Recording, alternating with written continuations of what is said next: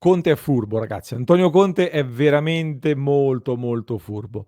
Vorrei parlare di campo, qui sì che vorremmo parlare di campo su Passione Inter e lo faremo come sempre in un altro contenuto che troverete qui, però quella di Antonio Conte dopo Inter-Napoli è una delle sue masterclass di comunicazione che ci porta a fare tante riflessioni. Quindi ben ritrovati amiche e amici passione interisti, vi invito a lasciare un mi piace e se non l'avete ancora fatto mi raccomando iscrivetevi al canale così non vi perdete neanche uno dei nostri contenuti.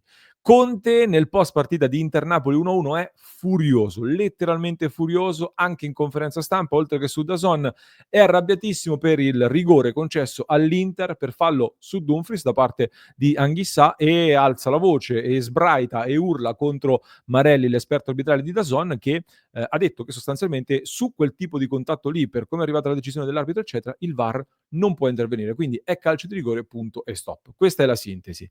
Conte prende la parola, si scaglia in un attacco frontale con delle accuse che per me sono anche abbastanza gravi. Io mi sono appuntato dei passaggi di questa sua intervista. Conte, per esempio, dice: quando gli conviene, inteso il VAR, intervengono, quando non gli conviene, non intervengono. Questa me la vorrei far spiegare un pochino meglio sul convenire e non convenire. Una decisione dell'arbitro può cambiare la partita, il VAR c'è o non c'è per correggere gli errori, altrimenti si nascondono dietro questa situazione del poteva o non poteva e poi continua. Questo è il discorso. Io vi consiglio di recuperare il video perché ci è andato giù duro e a lungo, molto a lungo. Quindi fa anche un'altra accusa, tra l'altro, che mi sono appuntato perché dice il VAR è uno strumento che deve farmi sentire sicuro, comincia a non farmi sentire più sicuro. Non che si va a lasciare la decisione all'arbitro, che se no si creano dei retropensieri. Io vorrei farmi chiarire intanto meglio questi passaggi qua, quali sono i retropensieri e tutto il resto. Io replico anche un po' e poi chiuderò con una riflessione e vi voglio lanciare anche una domanda provocatoria alla fine di questo contenuto, ma partiamo intanto dal dire che quello su Dumfries, per quello che abbiamo visto in questi anni, è rigore, punto, stop. Per quei contatti che abbiamo visto fischiare, per quello che abbiamo visto fino a qua, quello è calcio di rigore. Poi, nel calcio che vorrei io, è una situazione molto al limite, è un intervento comunque che per me ecco, nella direzione che vorrei intraprendere per dare un calcio di rigore ci deve essere una situazione veramente molto molto seria. Però Dumfries è davanti, Anghissà colpisce Dumfries e non prende mai il pallone. Per quello che abbiamo visto fino a qui è calcio di rigore, punto e stop. Il VAR, poi, visto che l'arbitro è lì vicino e ha deciso così, non può intervenire, è la decisione dell'arbitro, non c'è un chiaro ed evidente errore, anzi c'è forse un chiaro ed evidente errore in un'altra situazione, dove il VAR è intervenuto, non lo sappiamo, adesso attenderemo Open VAR se ci faranno vedere qualcosa, se ci faranno sapere qualcosa, ma questa immagine che sta girando sui social, ho fatto un rapido screenshot di questa immagine di Olivera che tocca il pallone con la mano in contrasto con Lautaro Martinez, sarei curioso di capire perché non è stato dato il rigore. Per me questo è un rigore netto, ma qui non è intervenuto, Conte non ne parla, non conviene evidentemente, visto che parla di convenienza Antonio Conte, ma Conte per convenienza non aveva parlato nemmeno dopo Empoli-Napoli, quella sfida che il Napoli non merita di vincere perché ha avuto tantissime difficoltà e l'Empoli anzi ha messo sotto il Napoli, invece vince una partita soffertissima con un rigore su Politano che è un rigore? È una domanda che lascio lì, sospesa. Lì il problema del VAR non è stato posto né da Antonio Conte né da tanti altri. Quindi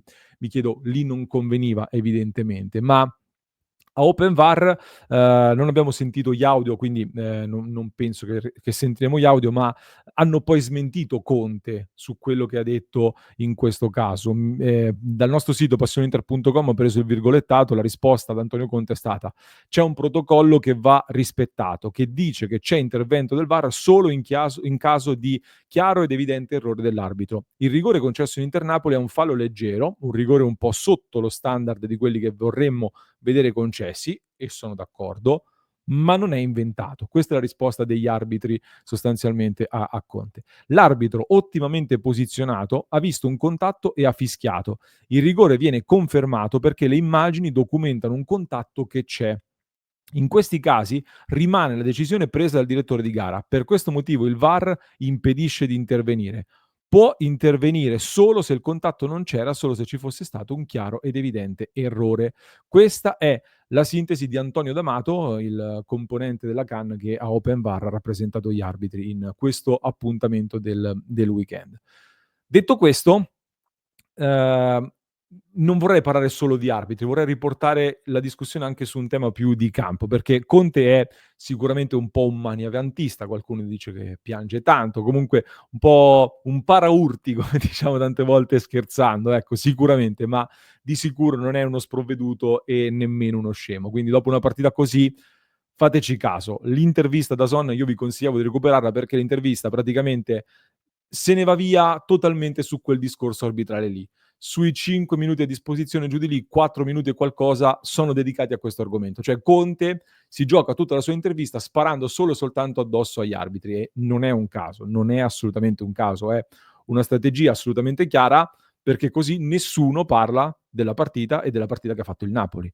Un Napoli che finché ha giocato le partite potendo riposare con avversari anche di un livello più basso rispetto all'Inter sicuramente, ha vinto, anche a fatica come Empoli e non solo.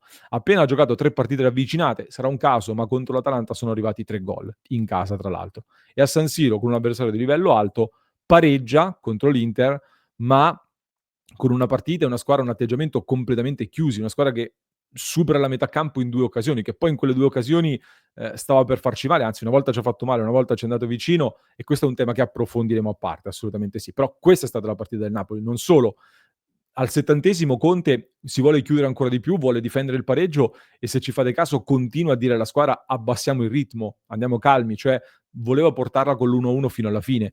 E in questo modo Conte ha totalmente tagliato fuori dalla discussione questa cosa qua. Ha parlato dell'arbitro, ha evitato qualsiasi o quasi riferimento al campo. Ed è una strategia perché è stato bravo, perché Antonio Conte, come dicevo all'inizio, è furbo, molto furbo. E sarei stato curioso di leggere alcuni commenti a maglie invertite, cioè se l'Inter avesse fatto quella partita lì, visto che contro l'Arsenal pochi giorni fa ci sono state anche tante polemiche per come è arrivata una vittoria.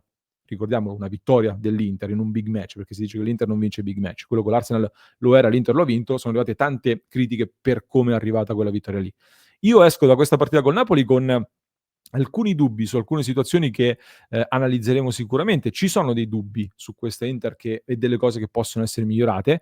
Per esempio, a proposito anche di dichiarazioni, visto che stiamo parlando di dichiarazioni in questo contenuto, giustamente il nostro Massimo nel club faceva notare, dopo la partita noi facciamo sempre una chiamata con i nostri abbonati su passioneinter.club e Massimo faceva notare una frase di Inzaghi, cioè quando gli hanno chiesto dei troppi tiri e dei gol subiti da parte dell'Inter, Inzaghi dice che lo sa sicuramente e ci stiamo lavorando, dice. Però è evidente che quella di Inzaghi è una risposta abbastanza di facciata, nel senso che quando ci stai lavorando se ogni 72 ore l'Inter è in campo e gli allenamenti sono solo lo scarico post partita e la rifinitura prima della partita successiva. Quando poi c'è la sosta dove potresti lavorare, tutti vanno in giro per il mondo. Ecco, non c'è nemmeno il tempo in realtà per lavorare su queste situazioni, eccetera.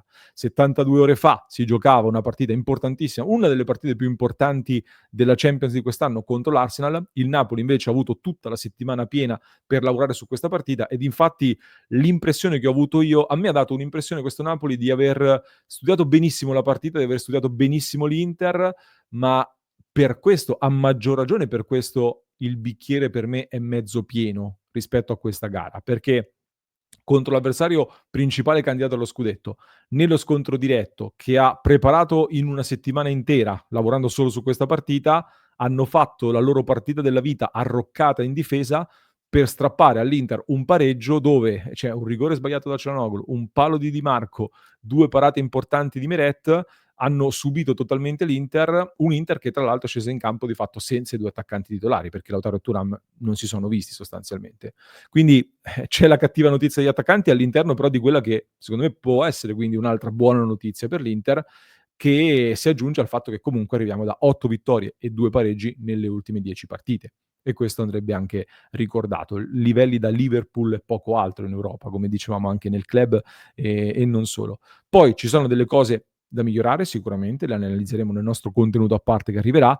Vi lascio però con una domanda che ha fatto scatenare tanti commenti all'interno del club di Passione Inter. Secondo voi Inzaghi in questa partita qua ha sentito un po' anche la sfida e il confronto diretto con Antonio Conte? Ha risentito un po' del duello in panchina, del ritrovarsi di fronte a Antonio Conte? Secondo voi c'è stato anche questo fattore che può aver inciso su questa gara? Ve lo chiedo, vi lascio con questa domanda, così leggo i vostri commenti e poi ne parliamo anche in diretta alle 19:30. Vi lascio ricordandovi passioninter.club, visto il momento caldo, vi aspetto nella nostra community perché alle 22, come ogni lunedì, ci sentiamo per un appuntamento speciale dove analizzeremo anche tutto questa prima parte di stagione insieme, facciamo anche un po' di pagelle insieme, un po' di valutazioni e parliamo di tutto quello che abbiamo visto fino ad ora e poi giovedì, come sempre, durante i periodi con meno partite, watch party o serata quiz, poi vi aggiorneremo nella nostra community. Quindi www.passioninter.club, vi lascio con un altro approfondimento che trovate in descrizione per chi ci ascolta in podcast, mentre per chi ci segue su YouTube vi basta cliccare qui.